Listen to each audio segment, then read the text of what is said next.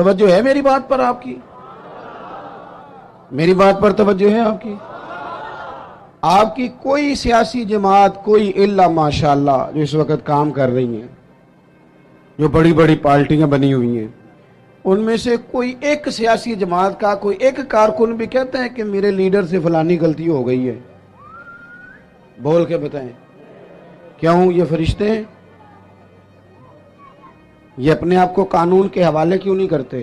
وہ کوئی بھی ہو، کسی جماعت کا بھی ہو۔ جب یہ 3-4 سال پہلے حکومت آئی تھی تو ایک صاحب میرے پاس بڑے دوڑے دوڑے آئے، کہنے لگے تبدیلی آ گئی ہے ملک میں۔ میں نے کہا نمبر پلیٹیں بدلنے سے تو تبدیلی نہیں نہ آتی، انجن تو سارا وہی ہے، بندے وہی ہیں، وہ صرف جماعتوں کا لیبل بدل بدل کے آ جاتے ہیں۔ کیا بات کرتے ہیں آپ؟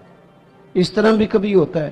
انہیں جی اب آ جائے گی، تو میں نے کہا یہ نہیں آئے گی، اس لیے کہ وضو کرنے کے لیے نیرا پانی ہونا شرط نہیں، پاک پانی ہونا شرط ہے۔ وضو صاف پانی سے ہوتا ہے، اس طرح کے پانیوں سے نہیں ہوتا۔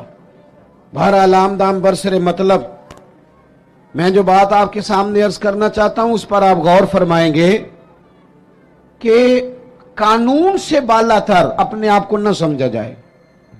ہم سے اگر کبھی کوئی کمزوری ہو جاتی ہے، کسی مقام پر ہم کوئی غلطی کر بیٹھتے ہیں، اس کا اعتراف کر لینا، اس کو مان جانا، اس کو تسلیم کرنا سیکھیں۔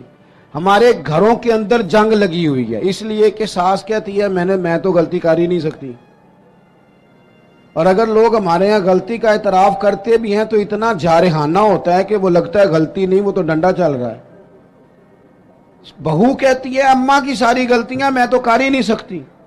اپنے آپ کو تسلیم کے کٹہرے میں لائیں، ماننا سیکھیں۔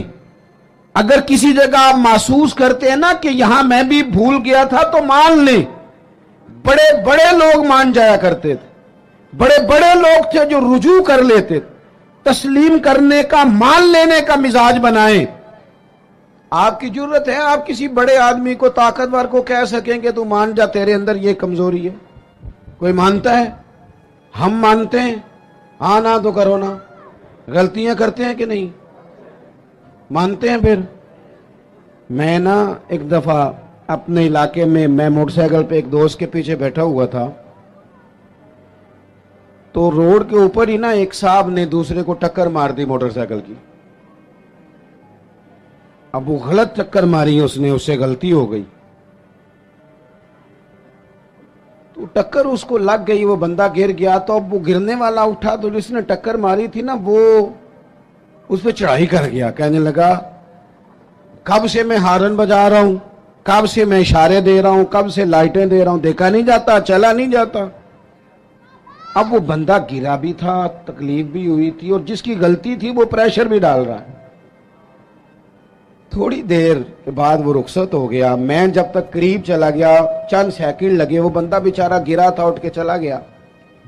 میں نے قریب جا کے وہ ٹکر مارنے والے سے کہا، میں نے کہا غلطی بھی تیری تھی، میں دیکھ رہا ہوں پیچھے پیچھے ہم بھی آ رہے ہیں، اور چڑھائی بھی تو کر گیا ہے۔ تو یہ تربیت ہے آج کل جو قوموں کی اور نوجوانوں کی ہو رہی ہے۔ وہ کیا کہتا ہے؟ وہ کہتے ہیں پیر صاحب تسی بھی تکدے سو پہ؟ میں نے کہا پیچھے ہی تھا۔ کہنے لگے گل تہاڈی ٹھیک ہے، غلطی میری سی، پر جے میں نہ چڑھائی کردا تے اونے کر جانی سی۔ یہ مزاج ہے، یہ ہنسنے والی نہیں تو رونے والی بات ہے۔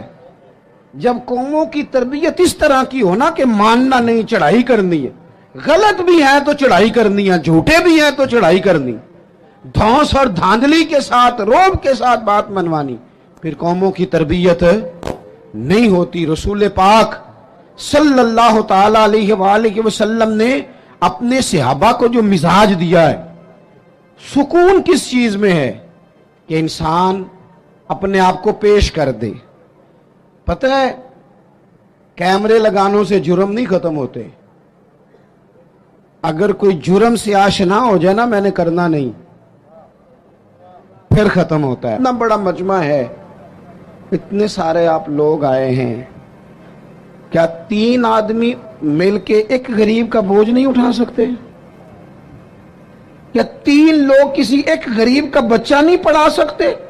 ان سیاستدانوں کی راہ تم دیکھ رہے ہو، ان کی जिनको सिवाय अपनी लड़ाई से फुर्सत नहीं, और उन लोगों की तुम राह देख रहे हो जिनको वैसे गांव में किसी मरीज को जरूरत पड़ जाए तो उनके पास गाड़ी नहीं होती, लेकिन उनकी सियासी जमात का जलसा है ना, तो फिर वो गाड़ी भी निकलती है, फिर वो जिसको मर्जी भी देते हैं, फिर झंडे भी लगते हैं, फिर नंबर गेम भी होती है, फिर वीडियो भी बनती है। मैं भी उम्मीदवार हूं, टिकट लेना है, लिहाजा मेरे पीछे गाड़ियां लगाओ। न करो, ये नाशुक्री है दौलत की। जब अल्लाह की दी हुई जायज दौलत नाजायज जगह पे खर्च करते हो तो नाशुक्री करते हो। मैं आपसे अर्ज करूं, नहीं दर्द रहा हमारे दिल में, ज्यादा से ज्यादा अपने बच्चों के लिए दिल धड़कता है।